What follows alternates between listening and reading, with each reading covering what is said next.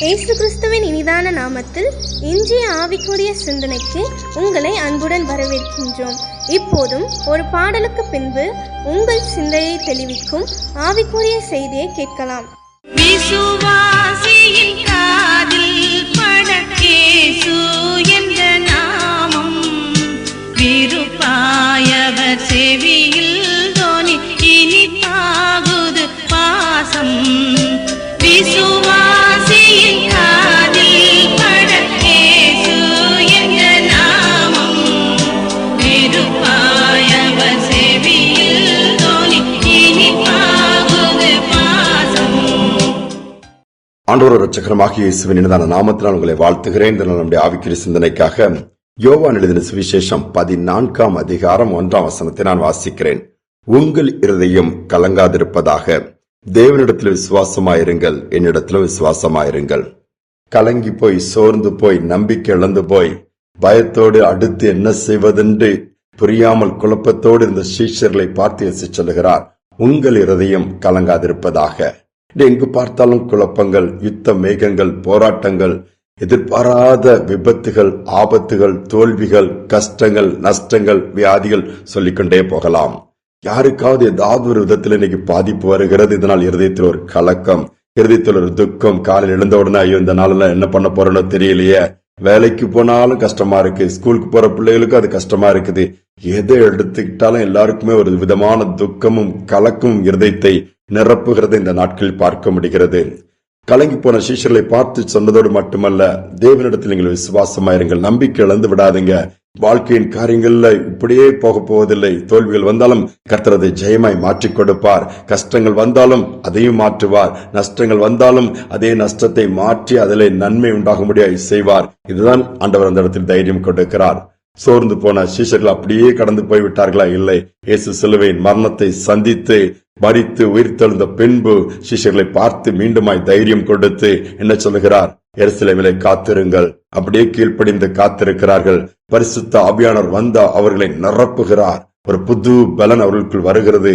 இருதயத்தில் இருந்த கலக்கம், இருள், பயம் எல்லாம் எங்கு போனதென்றே தெரியவில்லை.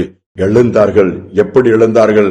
நல்ல பலவான்களாய் எழுந்து உலகம் எங்கும் போய் பல பகுதிகளை அசைத்தார்கள். இன்றும் அந்த அப்போஸ்தலர் நாட்களிலே அந்த மேல்விட்டு அறையிலே பற்ற வைக்கப்பட்ட அந்த அக்கினி உலகம் எங்கும் பற்றி எரிகிறது நாம் அறிந்திருக்கிறோம். சோர்ந்து போக வேண்டாம் என்று ஆண்டவர் சொல்லுகிறார். ஒருவேளை இன்னைக்கு சோர்ந்து போயிருக்கிறீங்களா? நம்பிக்கை இழந்து போயிருக்கிறீங்களா? உங்கள் இருதயம் கலங்க வேண்டாம் என்று ஆண்டவர் சொல்லி தைரியப்படுத்தி அடுத்த எல்கைக்குள் உங்களை கொண்டு போக விரும்புகிறார். ஜப்பான் தேசத்திலே போடப்பட்ட மிகப்பெரிய அணுகுண்டு உங்களுக்கு நன்றாக தெரியும். நாகசாகி குரோசிமா என்கிற பட்டணத்துல போடப்பட்ட அந்த அணுகுண்டு தாக்குதலினாலே அந்த பகுதி முழுவதும் சாம்பலாய் போய்விட்டது.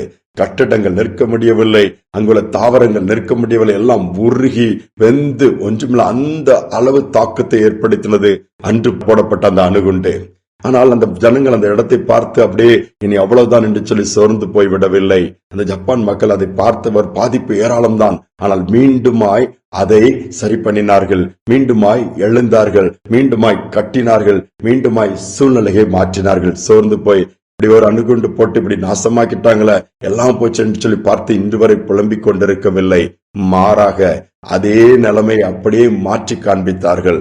இதுதான் ஆண்டவர் நம்மிடத்தில் எதிர்பார்க்கிறார். இழந்ததையே, உடைந்து போனதையே, நொறுங்கி போனதே, நம்மை விட்டு போனதையே பார்த்து கவலைப்பட்டு கொண்டிருக்காமல் அதையும் தாண்டி கர்த்தர் என்னோடு கூட இருக்கிறார், அவர் மேல் நான் விசுவாசத்தை வைத்திருக்கிறேன், அவர் என்னை நடத்துவார் என்கிற நம்பிக்கையோடு நீங்கள் ஒரு ஸ்டெப் முன்பாக வைப்பீர்கள் என்று சொன்னால் மீதியான காரியங்களை கர்த்தர் பொறுப்படுத்திக் கொள்வார். எல்லாவற்றிலும் ஜெயத்தை கொடுப்பார், கண்ணீரை துடைப்பார், தைரியம் கொடுப்பார். அவரை நோக்கி பார்ப்போமா? எல்லா வறுமையான பகுதி எல்லாவற்றையும் மீண்டுமாய் எழுந்து நாம் கட்டும்படியாய், புதுப்பிக்கும்படியாய், உயிர்ப்பிக்கும்படியாய், பசுமையாக மாற்றக்கூடிய பாக்கியத்தை கர்த்தர் நமக்கு கொடுத்திருக்கிறார். நிச்சயமாகவே அவர் செய்வார். ஜெபிப்போம். எங்கள் அன்பின் பரலோக தகப்பனே, உலகம் எங்கும் யுத்த மேகங்கள் சூழ்ந்து கொண்டிருக்கிற சூழ்நிலையிலே எவ்வளவோ பரிதாபமான இழப்புகளையும் மரணங்களையும் குறித்து இன்று நாங்கள் பார்க்கிறோம். எல்லா பக்கங்களும் இருதயங்கள் உடைக்கக்கூடிய பிரேக்கிங் செய்திகளை தான் நாங்கள் பார்க்கிறோம். ஆனாலும் உம்மை நம்பியிருக்கிற பிள்ளைகள், உம்மை நோக்கி பார்க்கிற பிள்ளைகளை பாதுகாக்க வல்லவராய் இருக்கிறேன். உடைந்து போன உள்ளங்களை மீண்டுமாய் தூக்கி நிறுத்த வல்லவராய் இருக்கிறேன். முயற்சி எடுத்து நான் தோற்று போகிறேன். இதை முடிக்க முடியுமா? இதை செய்ய முடியுமா? இது வாய்க்குமா?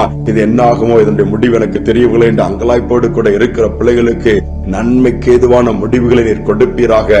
நன்மைக்கு ஏதுவான ஆசீர்வாதங்களை காண்பிப்பீராக. வாசல்களை திறப்பீராக. செய்வதற்காய் ஸ்தோத்திரம். ஒவ்வொரு பிள்ளைகளும் இந்த நாளில் நினைவுக்கு வருங்கப்பா. மன துயரத்தை மாற்றுங்க, கலக்கத்தை மாற்றுங்க. ஒரு புது பலனை கொடுத்து கர்த்தர் என்னோடு கூட இருக்கிறார், நான் அவரை நம்பி இருக்கிறேன், என்னை கைவிடவே மாட்டார்னு சொல்லி முன்னேறி செல்ல உதவி செய்யுங்க. செய்வதற்காய் ஸ்தோத்திரம். இந்த நாளுக்குரிய கிருபை நாள் நிரப்புவதற்காக நன்றி. தாழ்த்தி ஒப்பு கொடுக்கிறோம். துதிகனமை ஏற்றுக்கொள்ளும் இயேசுவின் நாமத்தில் பிதாவே, ஆமேன், ஆமேன். கலங்கி போன இருதயத்தை கர்த்தர் மாற்ற விரும்புகிறார். அவர் சொல்லுகிற ஒரே ஒரு வார்த்தை, உங்கள் இருதயம் கலங்காதிருப்பதாக. இந்த சிந்தனையோடு இந்த நாளை தொடருவோம். மீண்டுமாய் நாளை தினம் சந்திப்போம். விசுவாசத்தினால் நீதிமான் பிழைப்பான். விசுவாசியே பதறாதே, கலங்காதே திகையாதே விசுவாசியே, கலங்காதே திகையாதே விசுவாசியே. கல்வாரி நாயகன் கைவிடாரே, கல்வாரி நாயகன் கைவிடாரே. விசுவாசத்தினால் நீதிமான் பிழைப்பான். விசுவாசியே பதறாதே.